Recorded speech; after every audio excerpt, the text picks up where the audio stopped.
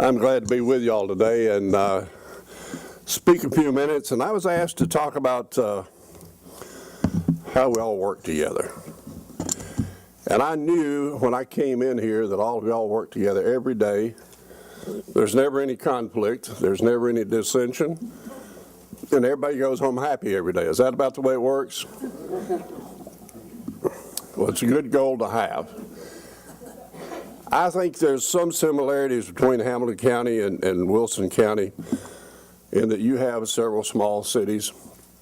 You have several municipalities. In Hamilton County, we had 9 municipalities from Chattanooga, which was the largest, to Ridgeside, which had like 200 houses in it. And that's a real challenge to work with all those folks. The bulk of the work we did in Hamilton County was with the city of Chattanooga as partners, but we also did a lot of projects out in the suburbs where the Soddy Daisies and the College Dales and the Two Mountains Lookout and Signal Mountain Red Bank, where we had a chance to try to do some things. Now, my comments may offend you, and that's okay. I've eaten, and so I'm leaving right after I finish this. But I'm going to be rather blunt. It's amazing what you will be able to accomplish in Wilson County if you don't care who gets credit for it. And if it's a big deal to you who gets credit for it, you're probably in the wrong business. Because you need to have a vision for your community, and all of you work together for that vision to make it a better place. We in public life have no business in office if we're not willing to serve. That's all. That's what government's all about. If you're not providing a service, you're not doing what needs to be done. We used a process in Hamilton County, a visioning process, where we sat down and listened to the people about how you change some things. Chattanooga was, as the county seat, was once described by Walter Cronkite as the dirtiest city in America, and nobody in Chattanooga denied it. It was foundries, heavy manufacturing, and as those foundries and heavy manufacturing got older and didn't have the reinvestment in them, they started fading away. Unemployment became high. Pollution was bad. Downtown was a place you didn't want to go. And some citizens sat down as a group, sat down with the leadership of the city and the county, and talked about how to change it. And from that point, a lot of things happened. That didn't happen overnight. It happened over 20, 25 years. But it started, and it set a pattern. We set goals of how to make some things happen. I often say, and I hadn't had anybody correct me on this, but I often say that cities and counties don't have enough resources to fight each other. You don't have any extra resources to fight each other. So you need to pool those resources to fight for something, a goal for the community, to make something happen, to move forward. We've invested money jointly with whether it be schools, school side. I've had municipalities provide the land where we built a school. There's one school system in Hamilton County, and the county supports it. We built a major economic development site called Enterprise South, where Volkswagen is now. We bought that land jointly with the city of Chattanooga. Now, the things I'm talking about, I'm not saying you shouldn't disagree. And you shouldn't, I'm not suggesting at all that you waver from your principles. But I am saying that if you really have a goal to do something, you can work with each other and make that happen. It may not happen exactly the way you want it to, or it may not happen exactly the way he wanted it to, but it happened, and it was for the betterment of the community. That's a goal you have to have. What's at the end? What do you finally accomplish? I worked with 4 different mayors of the city of Chattanooga. Gene Roberts was there when I first came. Learned a lot from Gene. John Kinsey, developer. Bob Corker, who's now U.S. Senator, was mayor for 4 years, and Ron Littlefield, who's the mayor there now. All of them had different personalities. All of them had different styles. But the thing we did the best is we talked to each other. We communicated. Bob Corker knew that I was a farmer and got up early and stirred early, and he was a contractor, and he got up early, and we talked probably 4 out of 5 mornings between 7 and 7:30 about things we had interest in common about moving the community forward. And we kept that communication line open the whole time with all those mayors.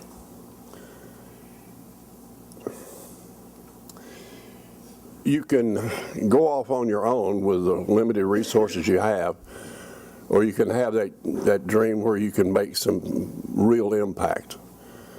And I would encourage you to work with each other to make that impact happen. That group I talked about that did the visioning process envisioned a river walk along the Tennessee River from Chickamauga Dam to downtown Chattanooga. Took 20 years to do it.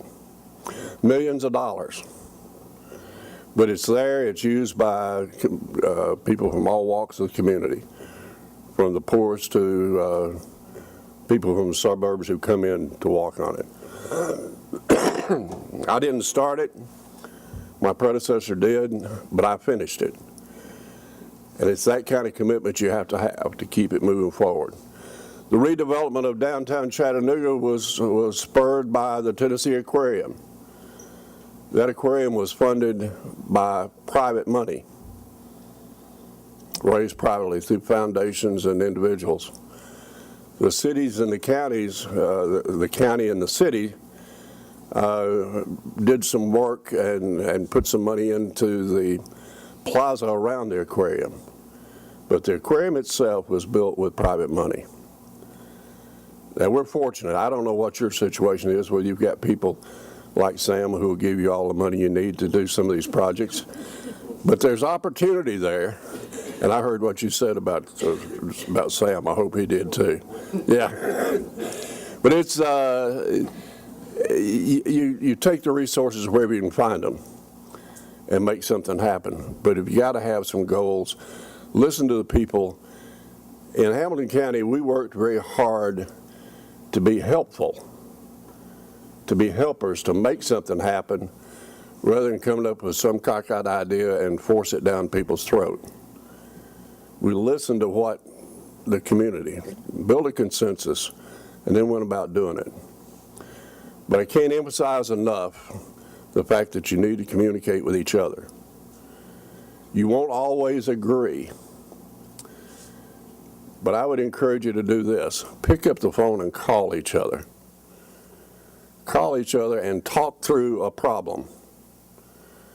Now, newspapers and TV stations and radio and those kind of folks will ask you questions at times, and sometimes they'll bait you. Right, Sam? They'll bait you into making a comment that you weren't ready to make.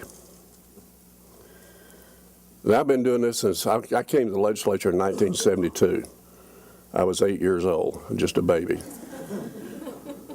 But I can tell you this, many has been the time that I have said to a reporter, I'm not ready to answer that yet, or I don't know.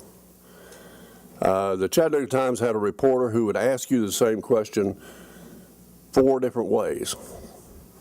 And it's important you answered it 4 different times the same way. I don't know, or I'm not ready to talk about that. You can't govern on somebody else's schedule because they need to have a story, or they need to print a newspaper, or they need to have a TV story that day. You have to prepare, you have to be ready, you have to communicate with your partners. And the people of Wilson County expect you to do that. You said to the people in Wilson County, I can help lead this community forward, whether it's in a city or whether it's in county government. You told them that.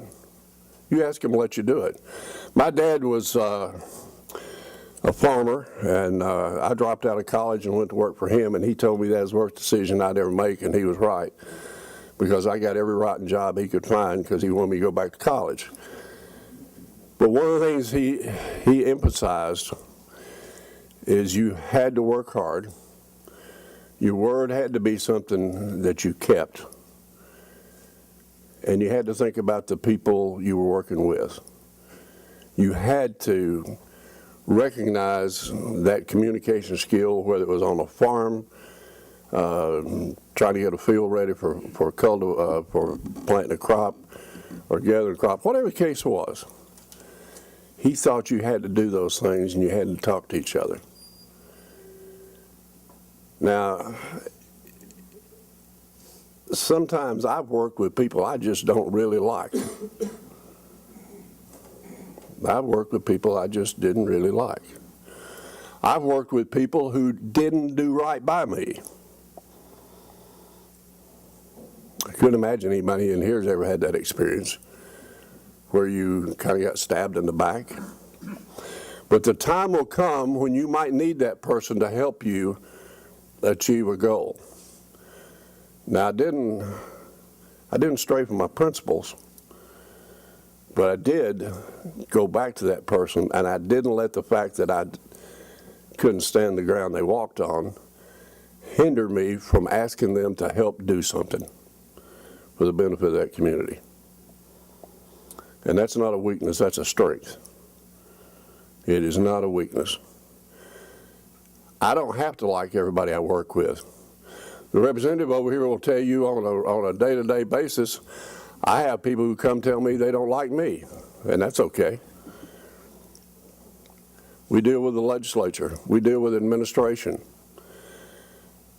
And this is all different personalities with different goals and different outlook. But you can't hold grudges. Now, you shouldn't ever forget, but you can forgive.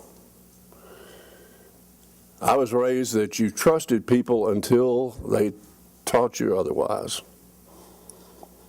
And I've got a lot of knots and scars from 30 years in this business, and some from the private business, where people didn't keep their word. And you don't forget that. But to accomplish what needs to happen, you work with whoever's there. The people gave you in this room that responsibility. And my dad said to me one time, Senator Ray Albright and I were talking. We'd stopped by his house just to visit with him for a minute.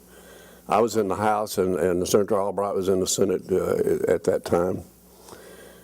And we'd been to some meetings, and we were kind of moaning and groaning a little bit. We'd been to this meeting, we'd been to that meeting, we'd been to another meeting. And my dad heard about all of it he wanted, and this is kind of the way he raised me. He was pretty straightforward. He said, now boys, this ain't the Army and you wasn't drafted. You begged people to let you do this. You went all over this county asking people to let you do this. Now if you don't want to do it, just quit. Just quit. If you don't want to do it, nobody's got a gun on you. Quit. And Ray Albright looked at me and he said, have you ever been put in your place any better than he just put us in our place? And I said, not since the last time he did it to me. Because he had a knack for doing that. But that's the role you've accepted. You ask people to let you move Wilson County forward in whatever role it is, whether it's as a municipal leader or in Wilson County government. You got an obligation to do that. To do that and do it well, you've got to communicate with each other. You got to get along. Talk to each other. Talk to each other. Have those goals and then work together to make them happen. Now, I can go on for how long we need to, but I'd like to stop now and try to answer some questions. We had a lot of fun. I will tell, since Lydia is here, who used to work for Governor Bredesen, I will tell you one story. We had some success. We got Volkswagen located in Hamilton County, and they've got 2,500 people working there right now. But before that, we tried to locate Toyota in Hamilton County. And we got right down to us and Mississippi. And Matt Kisber and the governor were in New York, in Washington at a meeting, and we were supposed to get the answer that morning. And they called about 6:30, and I was in the bathroom shaving, and it had been a pretty restless night. And I was shaving, and the cell phone rang, and the governor says, "Claude, they're going to Mississippi." And I thought about just using that razor because all that hard work and the dedication that a lot and lots of people had put together walked out the door. The difference was we waited for that next opportunity, planned as best we could, and when Volkswagen came along, we competed and we got it. But I can tell you this, it didn't happen by one person. It happened by a community. I can tell you about locating city and county construction workers, highway workers. I don't know why Mayor Littlefield and I didn't get run out of town, because we pulled off every piece of equipment we could and put them on that site to clear it, because a German engineer had told us, "I can't visualize how a plant would fit here." I love your city. Your city's in first place, your site's in third place, because I can't visualize how it would fit where all these trees are. I've been looking at soybean fields and cotton fields, and we promised him we would clear it to where he could see it in 2 weeks. And we brought people from our construction, our highway department, our landfill, the city's construction. We pulled equipment from everywhere. We hired logging companies. We did emergency purchases for additional construction companies. And in 2 weeks, he could see it when he came back. We actually came back. We got an extra week. He was a little late. Got back in 3 weeks. But in the meantime, we're doing all this together. And I saw city and county employees helping each other work on somebody's equipment. I don't know whether they were working on the county equipment or they were working on city equipment. And a private company would be there with a bulldozer and a hose brake. If somebody else had a hose, they shared it. I saw a community come together to make something happen. And these were construction workers, public works workers. They didn't even know who the company was. And we didn't have a guarantee. But they knew they were part of something good about to happen, and they wanted it to happen. And I would stop by with those people and I would say, "How's it going, guys?" And they said, "We're doing all right. How you doing?" "We're going to get our part of it done. What are you going to do?" So we go back and we work some more. But I saw that interest in a community. Now, you can't do all that around a Toyota or a Volkswagen. But you can do it around a ball field, you can do it around a library, you can do it around another industry. An existing industry might need that same kind of help. Those are the kind of things you can work together on and take a pride and see that happen. Those things truly happen in Hamilton County. Let me try to answer a few questions for you. That's too easy. Yes, sir. Let's talk a little bit more about how the media can play in your favor. Thinking about Chattanooga, obviously the marketing of just that city in general has been pretty amazing. I know that, like you mentioned, similar problems as other communities, but that's not what you hear from the outside. Mm-hmm. You might speak for that. Well, it's first of all, you got to have a plan to change it. And then you try to convince the rest of the world that you are changing it and that you're going to make it a better place. But just getting the talk right won't do it. You have to have some action. And we had milestones we tried to meet where you could build on those milestones. You could say, this was once a dirty, dirty place, and we've cleaned it up. Where the aquarium is right now, I invite you to come down to the aquarium anytime you can. There's two pieces to it now. It's a fresh water as well as a salt water. But it was a slum area. Beat up, run down buildings. A couple of them had about half burned. And it was just there. But you got a chance as you made little gains. And bear in mind, none of these things happen overnight.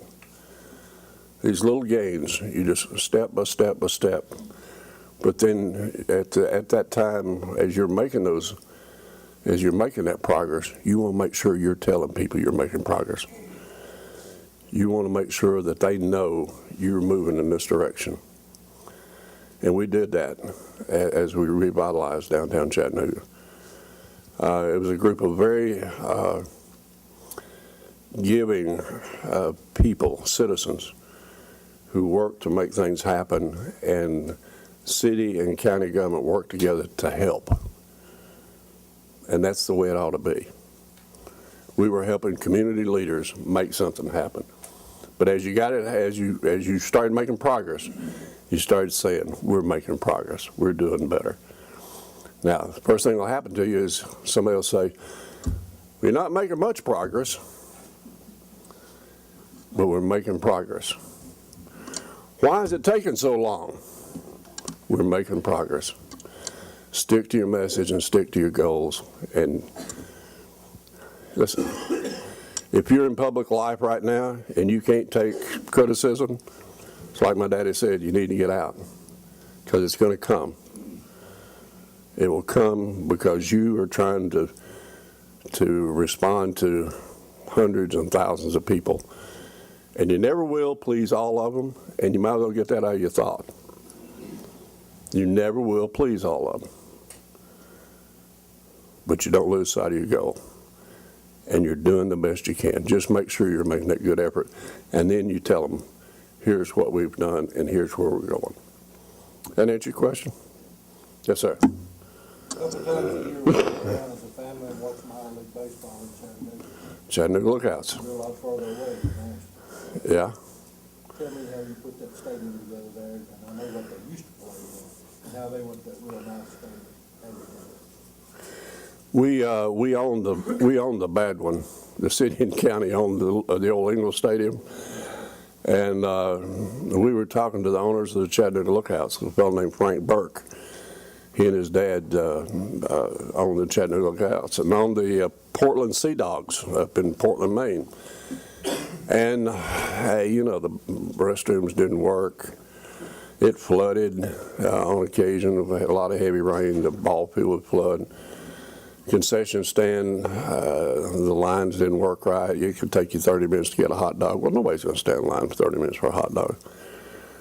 So we were talking to Mr. Burke, young Frank Burke, about how do we do it better. And he said, don't put a penny in this facility. He said, it's old, it's antiquated, it won't work. Don't put a penny in it. He flew, John Kinsey was mayor of Chattanooga at that time, and he flew John and myself and our two finance guys to Portland on his daddy's plane to see the ball field that was built in downtown Portland. Had 30 parking places. Well, I thought, there's no way that'll work. In Chattanooga, if we go exercise, we want to park close to the door. You don't want to walk very far. So we see that ball game. We see that stadium. And that was built with private money. Frank Burke built it. We had the site. And I thought he had lost his ever-loving mind when he said, I want to put it on that hill over there. I thought that was the goofiest thing I'd ever heard of. It's a great place. And it's got maybe 35 parking places right there around it. But he runs a shuttle, And he picks up people from hotels. He picks up people who've been to the aquarium that day. And he has a real theory about business, and I'll tell you a little bit about his business in a minute. He has this theory that you can't sell a hot dog to an empty seat. So he keeps his admission price low and sells you hot dogs and Coca-Colas and beer or whatever else he's got there. But that's his theory on how to be successful. Now, this family started off, Frank's dad, started off with 2 radio stations. They parlayed that into some more radio stations. They then got into the TV business. They then did they hooked up with ABC's Cap City. And then they became part of Disney. And I was thanking Frank Burke for making his investment in downtown Chattanooga, and he said, well, I'll just tell you how it is. I love Chattanooga, and my daddy loves me. Think about it. That's the way it happened. But the concept I thought was crazy. But he was willing to put his money there, and if you haven't been there, it is on top of a hill, and they've got a shuttle, they'll take you there. Thanks for coming. Yeah. It's fun. It's a good atmosphere. And I guarantee you this, you can get a hot dog in a hurry. Because that was one of the things he emphasized. People come to a ball game not to stand in line. They want to buy a hot dog, they want to buy a beer, they want to buy a Coca-Cola, they want an ice cream, but they want to come get it and get back out there to see a ball game. And those concessions they're designed that way. How about somebody else? Well, thank you all for letting me be a part of this. Let me just say to you again, it is so important that people have trusted us to be part of moving a community forward. You and I, the elected officials, the people who they've given that honor to, we've got an obligation to try to make it work. We have to put aside some personal disagreements. Just remember, you're not marrying the guy you don't like over here. You're just trying to work with him to make something happen. But work together, communicate, have a goal, talk to your people, let their people talk to you about how you improve a small city. And you do that and you improve a county. Thank you very much.